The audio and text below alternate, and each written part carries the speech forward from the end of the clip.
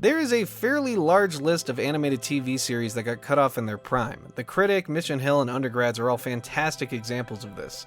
TV networks like MTV thought, hey, Family Guy and The Simpsons are making money and they're animated TV shows. Why don't we do that too? But these TV networks didn't seem to realize that animation is both time-consuming and most of all expensive.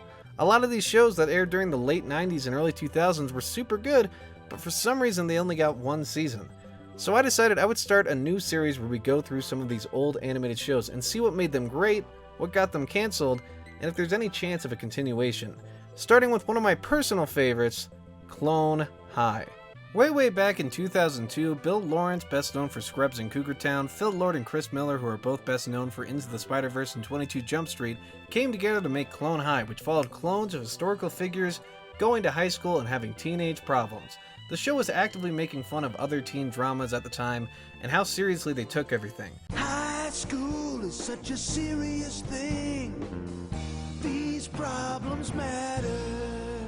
Clone High is a genuinely funny show, although sometimes it misses the mark, but that's only sometimes. A lot of the time, I find myself giggling at this show.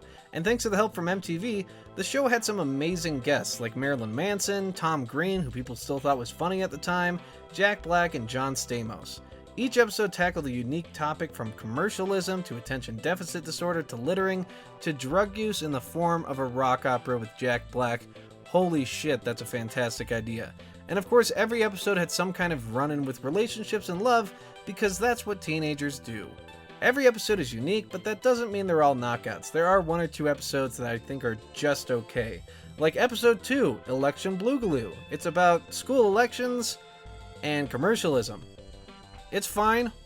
I didn't think it was that funny. Marilyn Manson comes in at the end and sings a song about the food pyramid, which is hilarious. But other than that, it's just a fine episode. And Snowflake Day, a very special holiday episode. This one is just telling jokes that people have always made about people who care about holidays and what you're supposed to say on holidays. It's been a joke for a very long time, and this does not do anything new with it. But again, the furunculus in this episode, an invention that Abe Lincoln and Gandhi make together, and that was pretty funny to watch. So these episodes aren't bad, but they're definitely weaker than some of the heavy hitters, like Raising the Stakes, a rock opera in 3 acts. It's a rock opera about smoking raisins because teenagers are defiant. This episode's awesome, and it's the only episode that I think takes full advantage of the animation used in the show, even though the animation is a little bit iffy throughout this show, but I'll get to that in a second. And the other episode that comes to my mind when I think of great episodes of Clone High is the final episode, Changes, the Big Prom, the Sex Romp, the season finale. That's a great title right there.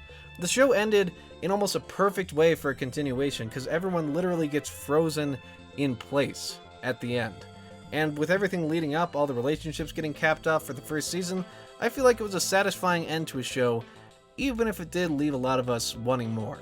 Overall, this show has a really enjoyable first season with a lot of variety and comedy in a very unique setting.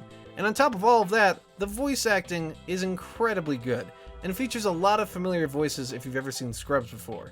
Zach Braff, Donald Faison, Sarah Chalke, and Neil Flynn all lend their voices to the show in fairly minor roles throughout, and with Will Forte and Andy Dick, this makes for a pretty impressive cast of voices. And weirdly enough, Phil Lord and Chris Miller also voice various characters throughout, which I honestly didn't know until doing research for this video. All in all, this is a fantastic cast of voice talent that really adds to the show's writing. However, now we gotta talk about animation. Clone High sacrificed some animation quality, for sure, but it makes up for it with its clever writing and funny writing. It's clever and funny writing. It's clever, funny writing. There we go. That's what I wanted to say. That's what I wrote down. I honestly prefer great writing with okay animation to okay writing with great animation. But that's just my personal preference. I understand that there are some people that can't get behind Clone High's art style, and that's perfectly fine. But with all these great things going for Clone High, why did it get canceled?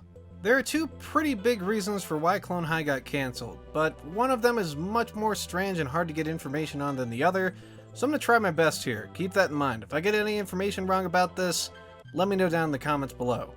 The first reason was that MTV was just moving on from animation. Animated shows are expensive, and MTV realized that live action and reality TV was much cheaper, and people would still watch it. It was a business decision for MTV, and they're still around today, so I guess it was an okay business decision, even if I don't enjoy any of their content anymore. The second reason is a little bit more out of the ordinary. Basically, Clone High got released at kind of an inconvenient time to be having a goofy comic relief version of Mahatma Gandhi. The story goes that Maxim magazine released an offensive picture and article about Mahatma Gandhi around the same time that Clone High was released. So when people were trying to get more information about the offensive article, they stumbled upon Gandhi from Clone High and thought that he was also an offensive depiction of Gandhi. So there was a protest in New Delhi where about 150 people said they were going to fast in response to Clone High's depiction of Gandhi. The intention of the protest was most likely to either get the show cancelled or altered not to include Gandhi as a character anymore. One thing led to another, and despite MTV being open to a season 2, the pitch never went through and the show ended. Kinda crazy, if you think about it. It's a weird way for a TV show to get canceled, especially an animated comedy TV show. Clone High is a high-quality animated show with great writing and voice acting, and also a pretty crazy history. All three creators went on to do incredible things in the entertainment industry, but there are still people waiting for a continuation. So how possible is it? Well, Phil Lord and Chris Miller have shown interest in the past at continuing the series, and with Undergrads finally getting a movie to follow up its one season, I think it's becoming more and more likely that Clone High will get some form of follow-up, probably being a movie. Things are looking good right now, and I think it's realistic to say that Clone High's continuation is not out of question just yet. But it may all depend on how good the Undergrads movie is. Undergrads the movie is really a test run for all these beloved animated TV shows, and so we'll have some more waiting to do for sure.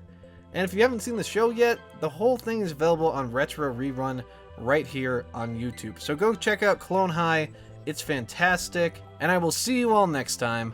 Goodbye!